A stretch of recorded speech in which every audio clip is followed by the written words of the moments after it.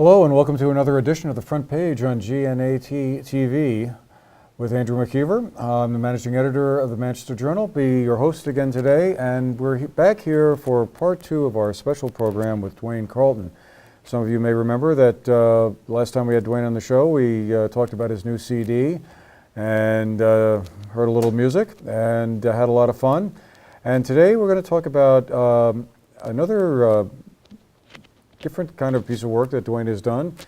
He made a documentary movie a couple of years ago, many of you will remember, about the tragic murder and disappearance of Sarah Hunter, who was the golf pro at the Manchester Country Club back in 1986. And that case went cold for a very long time. It is about to come to trial down in Bennington in a few months later on this spring. So we're going to be hearing a lot more about that in the upcoming weeks and months.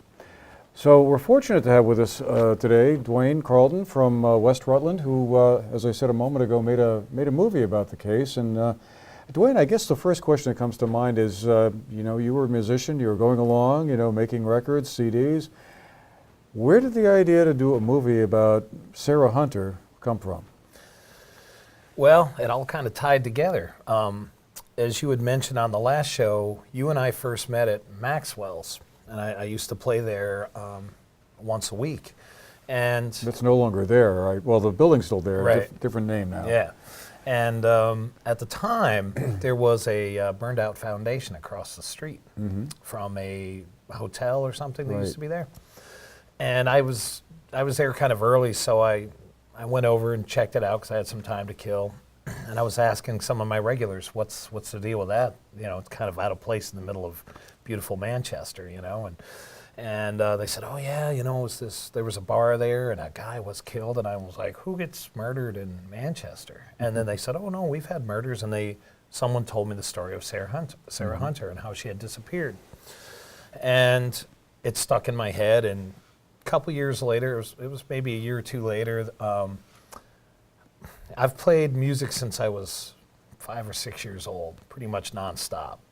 And I kind of felt like, well, I need to do something else, as a hobby, I guess, So why I decided I'd do something, I thought, well, I'll make a documentary film. Well, that, I'm into film. I like, I had shot music videos for myself, so I thought, well, yeah, let's, and I thought, what would be interesting? And I remembered that story because the way people talked about it, it was so extremely mysterious, and there was so little information available to the public about it, which just created that much more mystery about it. So my thought at the time was, well, this is so interesting, and it seemed like it had gone by the wayside. At that point, it was, 23 years out or something. Yeah. And so I thought, well, even just, doing a film about the information that was available, at least it would bring it back up into the public mind, that maybe just shining a light on it again something might jar loose, and maybe something would move forward. And of course, in the back of your head, you go, oh, what if you're able to solve it? Wow, that would be so cool. But at that time, it wasn't an unsolved case. Completely, and there was no, in the public mind, there was no suspect that had been, publicly named, or, that each of the towns involved, as I started to interview people, everybody had their own favorite villain, and none of them were the guy that's going on trial. So, that was how I got into it. It was really just, I thought, oh, hey, let's shoot. I'm going to shoot a documentary film, and as I got into it, I later on thought, this is not the subject you should have done for your first film, because a little too complicated. Well, or more complicated than you expected. It was. You get to the point where, it's emotional. And one of the things that interested me about the story was that I knew a lot of people in the different towns that were involved in the story, and to see how they were still impacted by this decades later, still fearful, still shocked that this had happened in their community. fearful in that at that time nobody knew a potential suspect. So in their mind, there's a killer out there, and they could be next door. Right. You know. I suppose just for the benefit of those who might not have been around in the mid-'80s and maybe never heard the story or were forgotten about it, basically Sarah Hunter, the golf pro at the Manchester Country Club, was reported missing one day, and everyone assumed she was kidnapped or abducted. She sort of vanished and was not found again until I think that Thanksgiving. It would have been, what, 2 months or so went by between 10 weeks. when she disappeared and when her body was found in a cornfield up in Paulet, if I remember correctly. It certainly was quite a big story, obviously a very sad and tragic one, of course. So you made the movie. This would have been, what, 2 or 3 years ago, I think, when you initially put it together? I'm trying to think back now because I know we met up again up at the Journal when you came in to look at some of our files and archives about that. I guess there's some new material that now has come to light since that first version. You want to tell us a little bit about that? Yeah. So again, for anybody who hasn't heard, I actually started the project, I want to say it was it might have been 2009 or 2008, somewhere back then is when I actually started working on the project. And about 2 years ago, I had what at the time I thought was a completed version. And I did a number of showings, including a couple down here in Manchester. Mm-hmm. And they announced right at that time that they were going to charge someone who was actually named in the film, and evidence was provided in the film. And when they made this announcement, that's when I did some showings. So I thought, well, this is the time to do it. But then they said, well, we're going to extradite this guy because he's in jail in California, and we're going to have him in Vermont in the next 90 days. So my thought process was that even though I had done some showings, I had never gone the next step to actually produce copies of it, make it available to the public.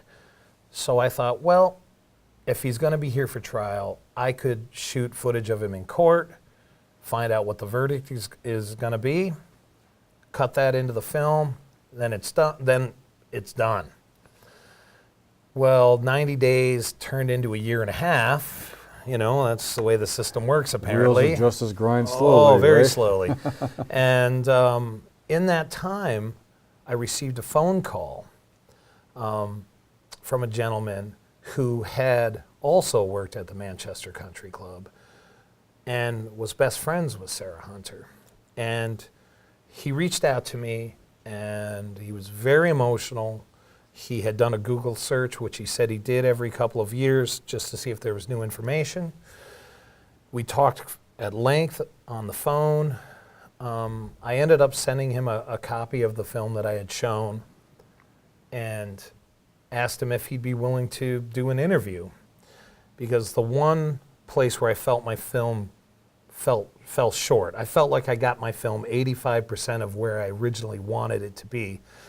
Where I think it fell short was that there wasn't somebody super close to her that could have really painted the picture of who she was. Mm-hmm. And to me, that's very important, because today, you watch the ID channel. There's a whole business now about murders. It's the whole TV channel's built around it. And to me, one of the things that I don't like that is done now is they show the victim after the crime has happened. They show a body and to me that isn't the point. To me, you need to humanize that person. Rather, once you see a corpse, that's how you're going to think of that person. So I wanted my film to go the opposite direction. I wanted people to be able to identify with Sarah Hunter as a human being, to connect the way I looked at it. Like, if she was my sister, this is how I would feel about this. So he was able to, he actually came to Vermont for the first time in decades and filmed a lengthy interview with me, provided me with what is most likely or possibly, the only video footage of Sarah Hunter.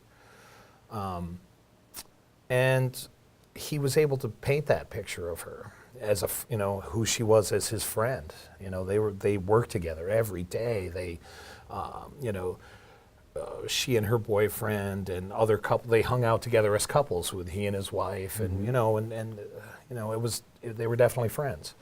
And so he was able to provide that picture of who she was as a person. So now when you watch, you really, and then you see moving video of her, you hear her voice, you hear her laughing. I mean, it's really, there's no way you cannot identify and connect. Now, will you be going down to the courthouse in Bennington when that trial begins to either record more or do more, or? I would very much like to film the verdict. I'm not sure how long the trial is going to be, and I don't know that I would want to film the whole trial, but I certainly would like to get, particularly if there's a guilty verdict, I would love to have that on film. I did go down to the courthouse when they arraigned him, and I did film his arraignment, and I have edited that in. But, like I say, this gentleman took the film to a whole other level for me, and so I ended up doing a complete second edit of the film. Right. And now that, the suspect is here and going on trial, if I do get that extra footage, I mean, there will be a third, and that will definitely be the final edit. At some point this year, I will have that film really completed, and I think it'll be a much better film than it was even when, and I felt it was powerful in the initial version, but this is really going to take it to another level. One of the things I remember when I saw it, the first version a couple of years ago, was the interviews you did with the folks, many of whom are still around here, and kind of the human emotional reaction that they had. But I was wondering, do you explore at all the DNA evidence and the forensic piece that went into actually cracking the case? And in some ways, when they announced who the suspect was, or the prime suspect was, and how they were able to link a couple of pieces of hairs, I think, that were found in a car using more modern DNA techniques than were available in 1986 or in the years immediately following that. I mean, that was like just fascinating to be able to put that together.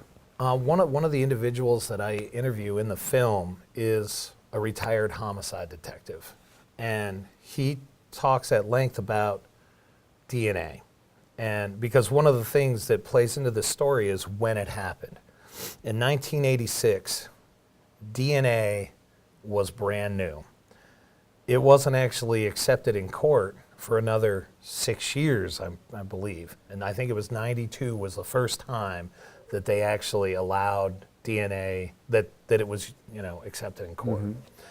And obviously now it's a proven science and it's fully accepted in court. But at that time it was in its infancy. Yeah. So the way to collect evidence was different. The way they stored evidence wasn't necessarily the same. So I cover that in the film because of that. Because I had known prior to this that there were hairs and fibers available, even before they came out and said, well, we've finally, to be honest, I'll tell you this. One of the things that I did, because I really got I got in deep on this. And when I knew that there was hairs and fibers, I actually made a phone call to somebody fairly high up in the legal system in Vermont and posed the question, because my thought process was, at that time, if you're not testing this evidence because of cost, I'm like, how much could it be? I've got a credit card. It would be worth it for me to pay for that on my credit card to find out. to get this thing resolved. So I actually posed that question to this person and said, you know, could a private citizen pay for DNA testing? Yeah. And his answer was, well, it's never been done, but I can't give you a legal reason why it couldn't happen. But it's not our evidence. And he kind of pushed me downstream to the next level down, which was more of a county prosecutor's office. I talked to that individual, asked the same question, got the same answer. It's never been done, but I don't see why it couldn't legally, but it's not our evidence. You have to talk to the state police. And then that's where I hit a brick wall when they pretty much said that they weren't going to have anything to do with the documentary filmmaker. And that was the end of the line. But I mean, I even talked to, a police officer in New Hampshire that was part of the cold case squad there, posing the same kind of a question, because I also thought, well, if you looked at where this suspect lived, and if you looked at how far away this crime happened, and if you used his home as a center, and you drew a circle around that, you came up with a 40-mile radius, which encompassed New York State, the Northway, Route 4, you know, over into New Hampshire, down into Massachusetts. And my thought was, if there was a surrounding state that had unclosed homicides or rape that happened back in the 80s, the early to mid 80s, where either the suspect fit the same physical description, the car fit the same description, or there was evidence, hairs and fibers. My thought was, well, if you could connect this suspect to that crime and then compare the hairs and fibers to, you know, you could sort of in a roundabout way connect him to Sarah Hunter. And from that officer, the response was, well, why would we pay to test old evidence that we can't prosecute on? So I hit a dead end there as well. But I do cover, you know, in the film it does cover DNA. Now, the other thing about this evidence is it's mitochondrial DNA. To my understanding, the evidence that they have is what they proved was they took hairs from his car and compared it to her sister's hair, I believe. Or it's what they did is they showed through mitochondrial DNA that somebody related who was a sibling of Sarah Hunter's sister was in that car.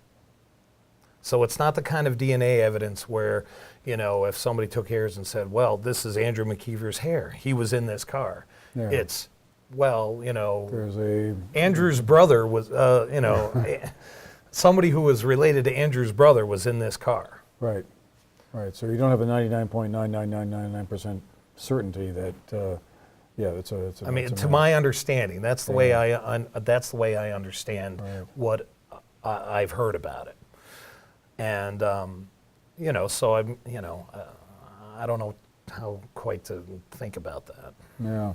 So that must have been an incredible amount of work and time and effort and what have you.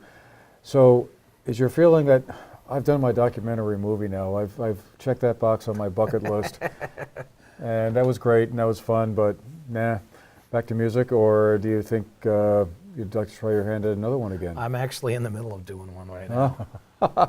Yeah. And can you tell us what that's about, or are we going to be?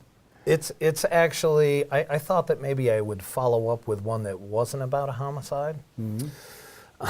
Just because, like I said, it was very intensely emotional, and I have thousands upon thousands of hours into that first film.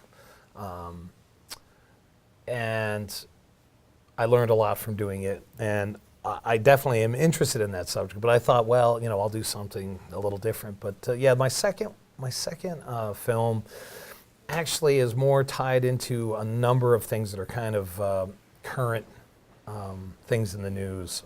There's a racial element, there's a sports element, there's some religion involved. It's you know, I think it might be something that might have a little bit more mass appeal as far as more people.